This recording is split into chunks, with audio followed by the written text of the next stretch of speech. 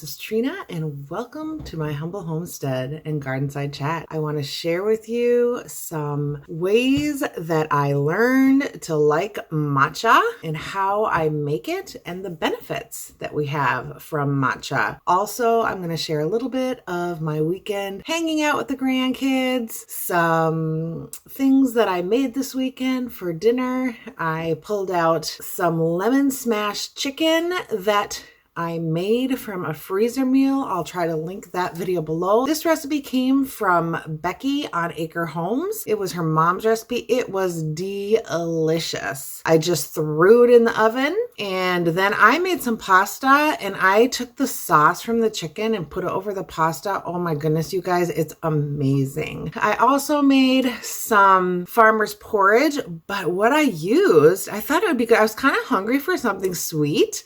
And so I used my Zapple pie filling, which was apple pie filling that I made with zucchini. And so I made that. Oh my goodness, you guys, that's delicious too. So those are the things that I made this week. I'm going to show you in this video, and let's go over a little bit about matcha. I was given this matcha with this traditional bamboo whisk and this 1 gram scoop here that I show in the picture. I also am going to show just a little brief video of how I make it. I have to tell you, I tried it and I was not a fan, which is interesting because I do like green tea. I think it might be the texture of it. It's a little bit gritty. I don't know. So anyway, let's go over some benefits and some ways that I've tried and learned to like it. So what is matcha? Matcha is made from shade-grown tea leaves that are picked. They're steamed and then they're dried before they're ground into fine powder. It's kind of processed a little bit different than just tea. So matcha, it's high in antioxidants, particularly catechins, which are known to protect against cell damage. And it also may help to lower the risks of certain disease. It also contains L-theanine, which is an amino acid. And that's been shown to promote like relaxation, improve moods, and reduce stress. It also helps alertness, and it's what helps that potential crash effect of the caffeine. So like in coffee, you know, when you drink coffee, you get that little crash.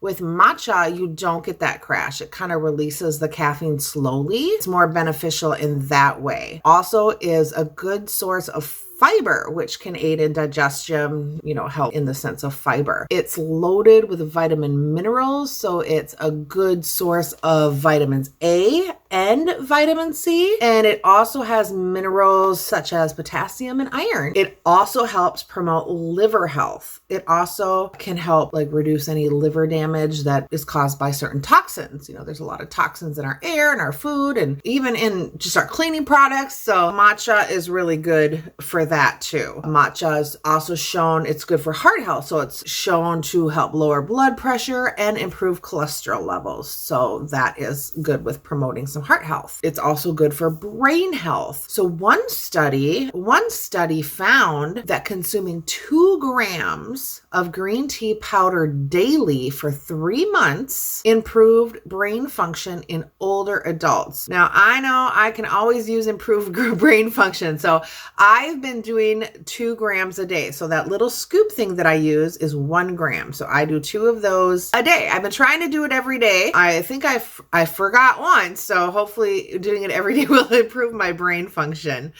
And it also is supposed to help with some weight management. So the polyphenols in matcha can boost metabolism. So that can help in weight loss, which I definitely always need my help with metabolism. That's, you know, as we age, also, you know, me with autoimmune, things like that. So any help in natural help in boosting metabolism, I am all for. How does matcha compare to coffee? So matcha does contain about 70 milligrams of caffeine, whereas coffee has about 90 milligrams of caffeine per an 8-ounce cup. The caffeine in matcha, it does have that slow release, and due to that L-theanine, it releases slowly, so we don't get that crash like you do as coffee. It means that the energy boost from matcha is more sustained and less likely to cause jitters and crashes compared to coffee. So in addition, matcha also provides other health benefits such as the antioxidants, fiber, vitamins. If you want that little pick-me-up, they're saying matcha is a better source. So I kind of was trying to figure out what's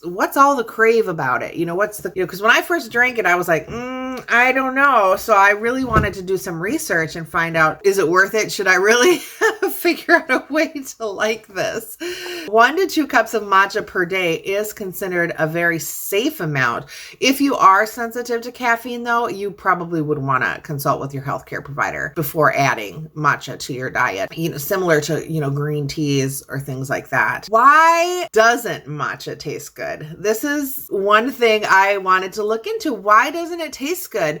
Besides that little grittiness, because it is ground into a powder, chlorophyll, the chemical in plant cells that make it green and make photosynthesis, and chlorophyll is sensitive to heat and it starts to break down. So if it's exposed to too high of temperatures, it can cause it to turn bitter. That's why it is also recommended when you do make matcha to try to keep the temperatures between right around like 170-ish. That's kind of the recommendation, not to make it scalding hot when you make it because it can turn bitter. So how to prepare matcha? So I'm going to insert a little video here, but I do want to add that I was given this little whisk and this little scoop here, which is a gram. So if you don't have these, there are other ways you can do it. You can take matcha in a mason jar and shake it. That's a good way. You can use a milk frother or a little immersion blender. So don't feel like you have to go out and buy anything special to make it. Okay. So here is how I made the matcha.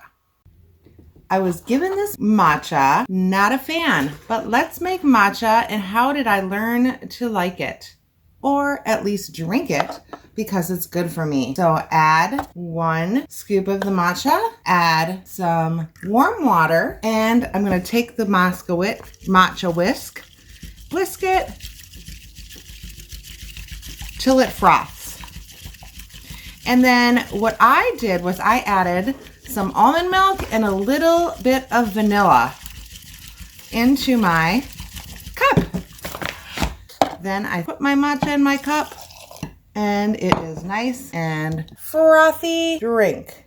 And now traditionally they drink it straight out of the bowl. I tried it. I slammed it. Wasn't a fan. I didn't think I could do that every day. I mean, I suppose if it was like I needed it to survive, yes, I could. How I did it, I showed you there. I added some almond milk. I added some vanilla. Some other ways you could, if you really want to do it for health benefits, some other ways you can mix it into lemonade. You could add spices. I made my spice blend. I will link that video below. I did get this from Heidi on Rain Country. And I thought, well, wow, I'm going to double bam and get all the benefits of these spices, and I'm going to make like a chai tea. And then I went a little bit above that, and then I added the almond milk and I made a chai tea latte.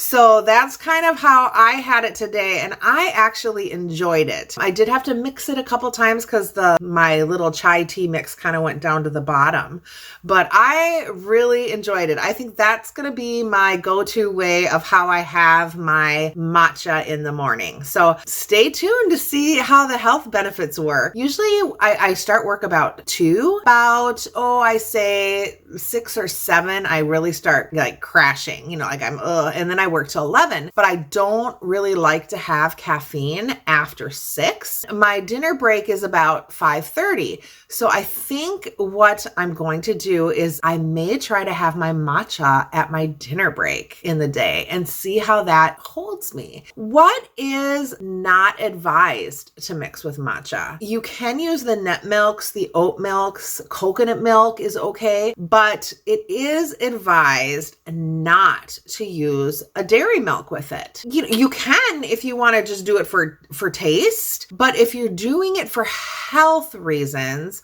the milk sticks to the polyphenols, which it does alter it, not in a good way, but the bioavailability, which is how much your body absorbs the nutrients of the matcha, and the goodies just kind of flush through. So if you want to drink it for health benefits, and you don't like the taste, or you want to have it as a latte, it's okay to use like a nut milk or a coconut milk, but adding the dairy to it is just not advised. These are my takes on matcha. I want to thank you for sending me this. I am really going to enjoy it. I was like, what's all the hype? What's all the craze about this matcha? And so this is what it is. And even though I'm really not, I don't have to be up on the next thing, I really do take health and nutrition as a, important part of my life. And the fact that this matcha powder has great benefits, I am happily going to drink it. So thank you so much, you guys. I hope that you enjoyed this. I'm just going to show you what else I did for the weekend. Hi, everybody. So I am going to try for a second time to make this banana bread in my bread machine. Instead of adding my nuts, I'm going to actually add chocolate chips and make it more of a treat. I mashed my egg and banana here. Last time I just threw it in. I'm trying to make some adjustments here. That I don't have that white floury film on the outside of it. So I'm going to throw that in. It calls for a 1/3 cup vegetable oil. I used olive oil last time, which I could, but I had taken some butter out, so I'm going to use a 1/3 cup of butter. I just have this organic butter. I bought a whole bunch of butter when I went to Costco for baking and stuff. So I'm actually think I'm just put this into, I could have melted it, I guess, but I'm just going to put it into little chunks. Wash my hands. So we'll do that. 1/4 cup of sour cream. Now I don't have sour cream either, so I'm just going to use a 1/4 cup of my yogurt. So we'll do that. That will work just fine. 1.5 cups of all-purpose flour. So I am going to use my white organic for this. I didn't blend any. But when I get out of this, I was watching Katie again on, she grinds all of her own wheat berry. So she sifts out all of the germ and the bran. And when she sifts it all out, that's how she makes her own white flour. So I may try to do that once I'm out of this. And that was 1 cup. I need to do 1/2. And with that, I am going to actually take my fork and kind of mix this flour in a little bit, because we all saw what happened with my last one, and I don't want a repeat of that. Now, the other breads that I've made since then, I have not had that happen with. So I am not sure why that happened with this banana bread.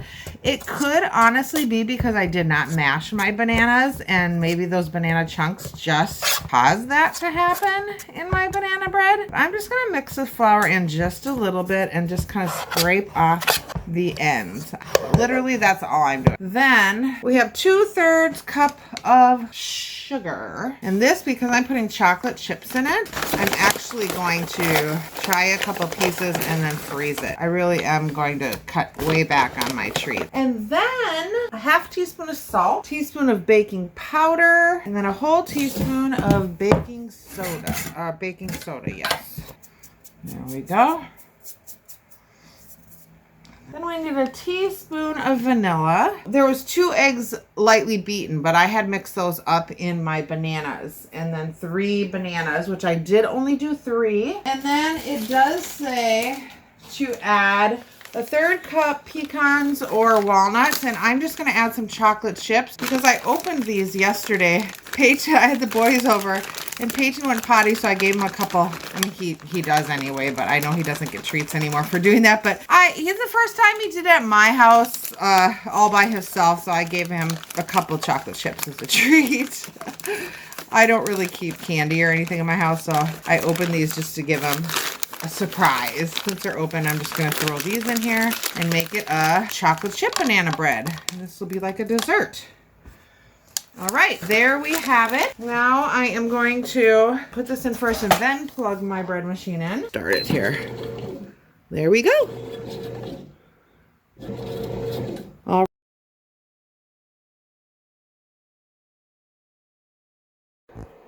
Hey friends, so I just wanted to show you that I am still eating off of my freezer meals.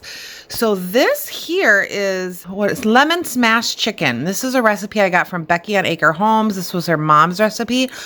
I made it in the oven and then I took the sauce that was in it and I mixed it in my pasta. It is amazing, you guys. My house smells so good and I just paired it with the salad. So that's what I'm having for this evening. I spent yesterday with the grandkids, so just to have easy meals, to not have to cook.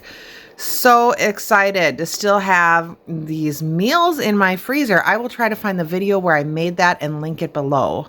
All right, see you later. Have.